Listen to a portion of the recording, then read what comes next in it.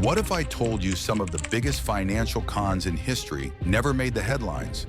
Hidden behind the glitter of Wall Street and the buzz of Silicon Valley, massive Ponzi schemes have unraveled lives, quietly, efficiently, and without the fame of a Madoff. These were not mere scams. They were global deceptions, intricately built, terrifyingly effective, and virtually invisible until it was far too late. Take, for example, Gerald Payne and the Greater Ministries International scam. Sounds like a church, right? That's because it was. In the 1990s, Payne claimed divine blessing would double any donation made to his ministry. He didn't just prey on wallets, he preyed on faith. Over 18,000 people, mostly working-class Christians, gave nearly $500 million before the truth emerged. Payne wasn't channeling miracles, he was moving money from one victim to the next. Then there's Carlo Ponzi's spiritual successor, Lou Pearlman. You may know him as the man behind the Backstreet Boys, but behind the pop's success was a dark secret. Pearlman ran a fraudulent investment scheme that stretched over 20 years, promising high returns through a fake airline leasing business. By the time authorities caught on, he had stolen over $300 million, duping not only fans and hopeful investors, but even seasoned bankers. But these cons weren't just limited to America. In Albania, 1997, entire cities were engulfed in Ponzi madness. Multiple pyramid schemes promised up to 300% returns, roping in 2/3 of the country's population. People sold homes, livestock, everything. When it collapsed, it wasn't just financial ruin. It triggered a civil uprising. The government fell. The army disbanded. Over 2,000 people died. One of the biggest Ponzi collapses in history, and barely a whisper in global media. These aren't stories of greed alone. They're about desperation, trust, and the terrifying power of illusion. What makes someone hand over their life savings to a stranger? It's not just greed, it's psychological warfare. Ponzi architects don't sell investments. They sell dreams wrapped in trust, cloaked in charisma, and reinforced by silence. Take Reed Slatkin, a co-founder of Earthlink, who spun his tech background into a trap. For 15 years, he ran a $600 million Ponzi scheme, targeting friends, celebrities, even his fellow Scientologists. Slatkin used status to blind judgment. Victims weren't skeptical. They were honored to be let in. Slatkin's genius wasn't in numbers. It was in manipulation. He sent out fake reports of astronomical returns. Investors saw what they wanted to believe. The truth? There were no returns, just the recycled pain of new victims. Then there's Russell Erksleben, once a football star turned fraudulent Forex wizard. He promised riches through international currency trading. It sounded complicated enough to sound legitimate, so investors didn't question it. And Erksleben played the part perfectly. Suits, offices, and expert-sounding jargon. Behind the curtain, a complete fiction. He pocketed millions, served time, and then, unbelievably, launched a second Ponzi scheme after release. Why did people fall for it again? Because confidence, not competence, sells the con. Psychologists call this the halo effect. If someone looks successful, we assume they are. If others trust them, we do too.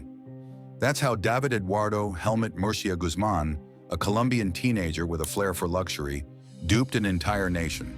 Through his company, DMG Group, he offered purchases now, pay later plans, luring the poor with plasma TVs and hope.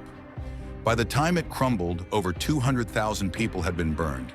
He never registered as a financial entity, but he broadcasted ads on national TV. That's how brazen it was. The psychology of the Ponzi scheme is simple. Create urgency, exploit social proof, promise exclusivity, and never ever let the victim pause to think. Every Ponzi scheme ends the same way, in collapse. But what follows isn't just bankruptcy, it's ruin. Emotional, social, legal. Marriages shatter, suicides rise, lifelong friendships implode. And in the wreckage, investigators try to piece together a puzzle designed to vanish without a trace.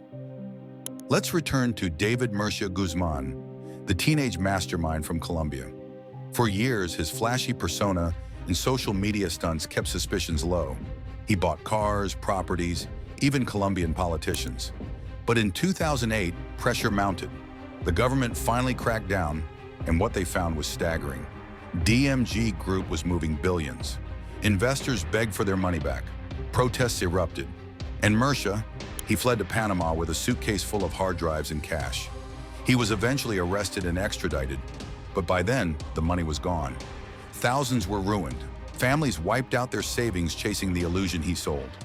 But that's just one continent. In Nigeria, there was the infamous MMM Nigeria, a Ponzi scheme with a twist. Created by Russian fraudster Sergei Mavrodi, MMM promised 30% monthly returns. That's not a typo. The twist? Investors were told they were part of a mutual aid community, not a financial operation. It felt less like banking and more like a social movement. By 2016, millions had joined. Teachers, police officers, even doctors. When MMM finally crashed, estimates suggest over 3 million Nigerians were affected. And the worst part? MMM wasn't new. It had already collapsed in Russia in the 90s, costing 15 million people their savings. It was history repeating itself in a different language. These schemes survive by hiding in plain sight.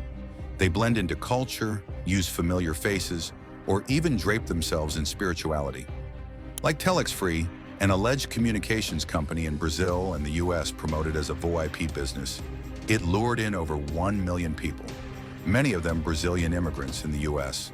They were told they'd earn by posting ads online. The truth? There was no real product, no real revenue, just new money funding old promises.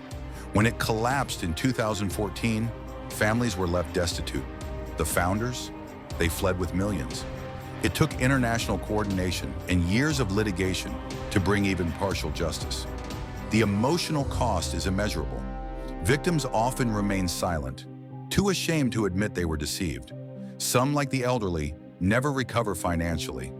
Others, driven by guilt for bringing in friends and family, have taken their own lives. Ponzi schemes don't just bankrupt bank accounts, they bankrupt trust. And justice? It's slow and uneven. Gerald Payne of Greater Ministries was sentenced to 27 years, but the stolen hundreds of millions were never recovered. Lou Pearlman died in prison. Reed Slatkin served time, but many victims were left with pennies on the dollar. So why do these forgotten schemes matter today? Because the tactics haven't changed.